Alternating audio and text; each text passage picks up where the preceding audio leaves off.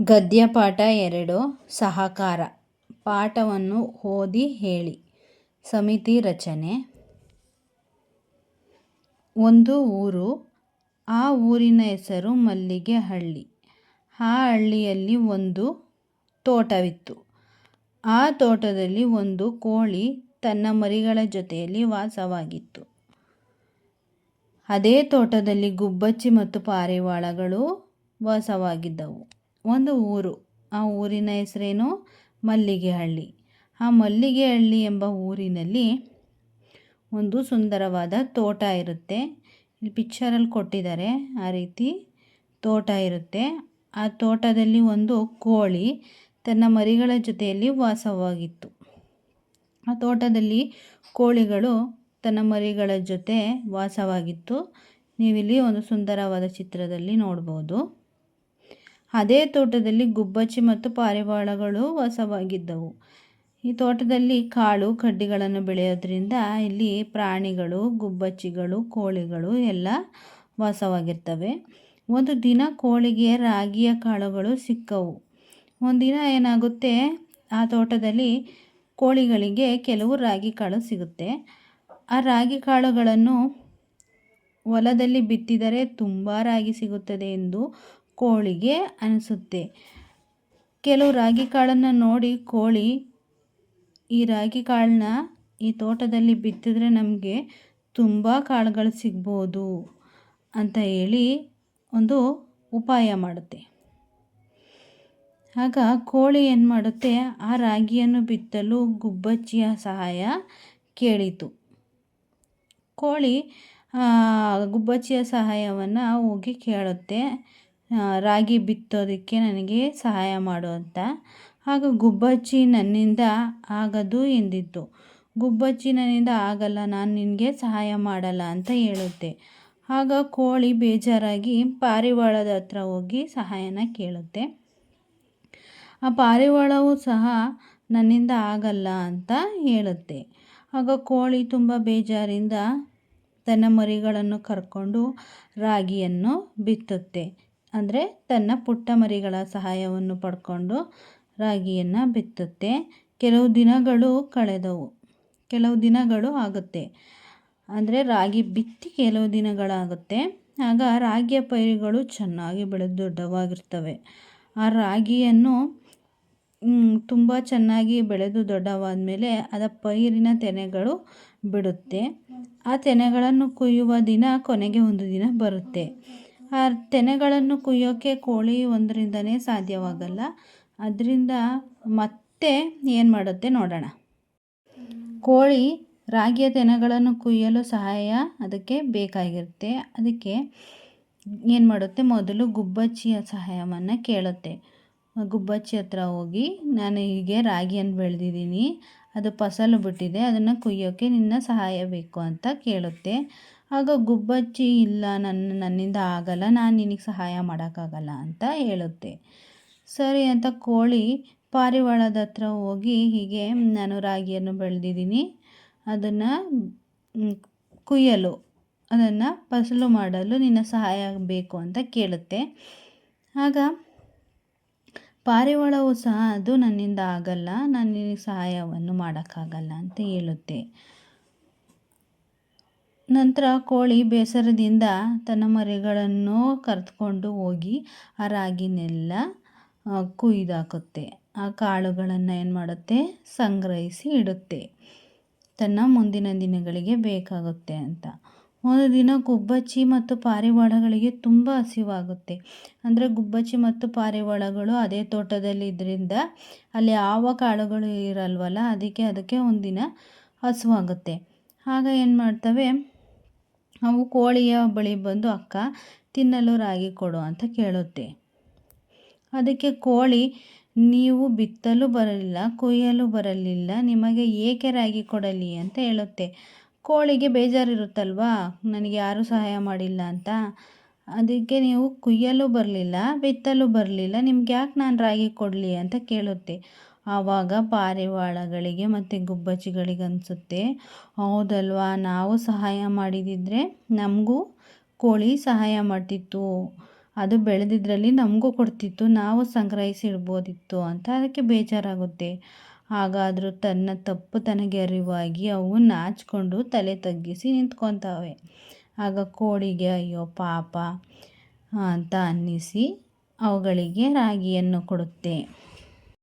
ಈ ಗದ್ಯ ಭಾಗದ ವಿವರಣೆಯನ್ನು ಕೇಳಿದ ಮೇಲೆ ಇದರಿಂದ ಏನು ಅನ್ನಿಸ್ತು ಅಂತ ಅಂದರೆ, ನಾವು ಕಷ್ಟದಲ್ಲಿ ಸಹಾಯ ಮಾಡಬೇಕು ಅಂದರೆ ಯಾರು ನಮ್ಮ ಹತ್ರ ಸಹಾಯ ಕೇಳಿ ಬರ್ತಾರೆ ಅಥವಾ ನಾವು ಸಹಾಯನ ಕಣ್ಣಿಂದ ಎಲ್ಲಿ ನೋಡಿರ್ತೀವಿ ಅವರಿಗೆ ನಾವು ಆ ಕ್ಷಣ ಸಹಾಯ ಮಾಡಿದ್ರೆ ಮುಂದೆ ಒಂದು ದಿನ ನಮಗೆ ಅವರಿಂದ ಸಹಾಯ ಆಗುತ್ತೆ ಅಂತ ಈ ಕಥೆಯ ಸಾರಾಂಶ.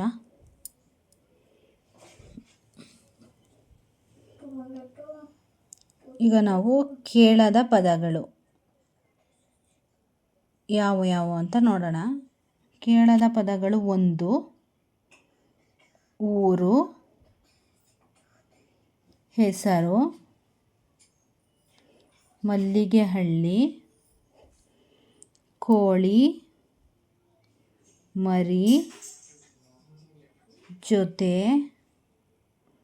ವಾಸ, ಗುಬ್ಬಚ್ಚಿ, ಪಾರಿವಾಳ, ದಿನ, ರಾಗಿಕಾಳು, ನೆಲ, ಬಿತ್ತು, ತುಂಬ, ಸಹಾಯ, ಕೂಡಿ, ಕೆಲವು, ದೊಡ್ಡದು, ಹೇಳು, ಬೆಳೆ, ತೆನೆ, ಕೊಯ್ಯು, ಪೈರು, ಸಂಗ್ರಹಿಸು, ಬಳಿ, ಹಸಿವು, ನಾಚು, ತಲೆ ತಗ್ಗಿಸು, ತಪ್ಪು. ಪದಗಳ ಅರ್ಥ: ಗುಬ್ಬಿ ಅಂದರೆ ಗುಬ್ಬಚ್ಚಿ, ಒಂದು ಜಾತಿಯ ಸಣ್ಣ ಪಕ್ಷಿ. ಗುಬ್ಬಚ್ಚಿ ಅಂದರೆ ಒಂದು ಜಾತಿಯ ಸಣ್ಣ ಪಕ್ಷಿ. ಸಂಗ್ರಹಿಸು, ಒಟ್ಟುಗೂಡು. ಬಿತ್ತು ಅಂದರೆ ಬೀಜ ಹಾಕು. ಪೈರು, ಧಾನ್ಯದ ಬೆಳೆ. ಪ್ರಶ್ನೆ ಕೇಳಿ ಮಕ್ಕಳಿಂದ ಉತ್ತರ ಹೇಳಿಸಿ. ಪ್ರಶ್ನೆನ ನಾವು ಕೇಳಿ ಮಕ್ಕಳಿಂದ ಉತ್ತರವನ್ನು ಪಡೆಯೋದು. ಮೊದಲನೇದು, ಹಳ್ಳಿಯ ಹೆಸರೇನು? ಇಲ್ಲಿದೆ ನೋಡಿ. ಹಳ್ಳಿಯ ಹೆಸರು ಅಂದರೆ ಆ ಊರಿನ ಹೆಸರು ಮಲ್ಲಿಗೆಹಳ್ಳಿ. ಕೋಳಿ ಎಲ್ಲಿ ವಾಸವಾಗಿತ್ತು? ಎಲ್ಲಿ ವಾಸವಾಗಿತ್ತು? ಆ ತೋಟದಲ್ಲಿ ಅಂದರೆ ಆ ಹಳ್ಳಿಯಲ್ಲಿ ಒಂದು ತೋಟವಿತ್ತು. ಆ ತೋಟದಲ್ಲಿ ಒಂದು ಕೋಳಿ ತನ್ನ ಮರಿಗಳ ಜೊತೆ ವಾಸವಾಗಿತ್ತು. ಕೋಳಿ ಏನನ್ನು ಬಿತ್ತಲು ಗುಬ್ಬಚ್ಚಿಯ ಸಹಾಯ ಕೇಳಿತು? ಕೋಳಿ ರಾಗಿಯನ್ನು ಬಿತ್ತಲು ಗುಬ್ಬಚ್ಚಿ ಸಹಾಯ ಕೇಳಿತು. ರಾಗಿಯ ಪೈರಿನಲ್ಲಿ ಏನು ಬಿಟ್ಟಿತ್ತು? ರಾಗಿಯನ್ನು ಹೊಲದಲ್ಲಿ ಬಿತ್ತಿದರೆ ತುಂಬ ರಾಗಿ ಸಿಗುತ್ತದೆ ಅಂತ ಕೋಳಿ ಇಲ್ಲಿ ನೋಡಿ, ಇಲ್ಲಿ ರಾಗಿಯ ಪೈರುಗಳು ಬೆಳೆದು ದೊಡ್ಡವಾದವು. ರಾಗಿಯ ಪೈರಿನಲ್ಲಿ ತೆನೆಗಳು ಬಿಟ್ಟಿದ್ದವು. ಅಂದರೆ ಇದಕ್ಕೆ ಆನ್ಸರ್ ರಾಗಿಯ ಪೈರಿನಲ್ಲಿ ಏನು ಬಿಟ್ಟಿತ್ತು ಅಂದರೆ ರಾಗಿಯ ಪೈರಿನಲ್ಲಿ ತೆನೆಗಳು ಬಿಟ್ಟವು. ನೆಕ್ಸ್ಟ್ 5ನೇ ಪ್ರಶ್ನೆ. ಕೋಳಿ ಯಾರನ್ನು ಕೂಡಿಕೊಂಡು ರಾಗಿಯ ತೆನೆಗಳನ್ನು ಕೊಯ್ದಿತ್ತು?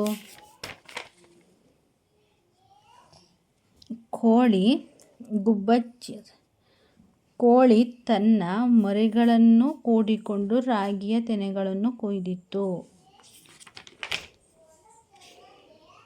ಗುಬ್ಬಚ್ಚಿ ಮತ್ತು ಪಾರಿವಾಳಗಳಿಗೆ ಏನು ತಿಳಿಯಿತು? ಗುಬ್ಬಚ್ಚಿ ಮತ್ತು ಪಾರಿವಾಳಗಳಿಗೆ ತಮ್ಮ ತಪ್ಪು ತಿಳಿಯಿತು.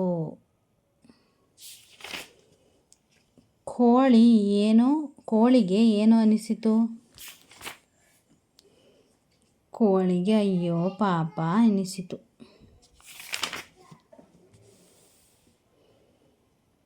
ಕೊಟ್ಟಿರುವ ವಾಕ್ಯದಲ್ಲಿ ಬಿಟ್ಟಿರುವ ಪದಗಳನ್ನು ಹೇಳಿಸಿ.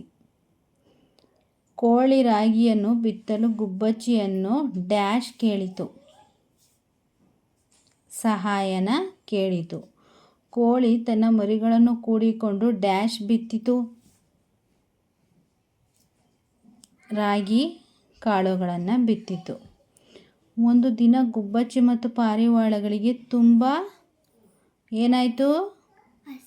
ಹಸಿವು ಆಯಿತು.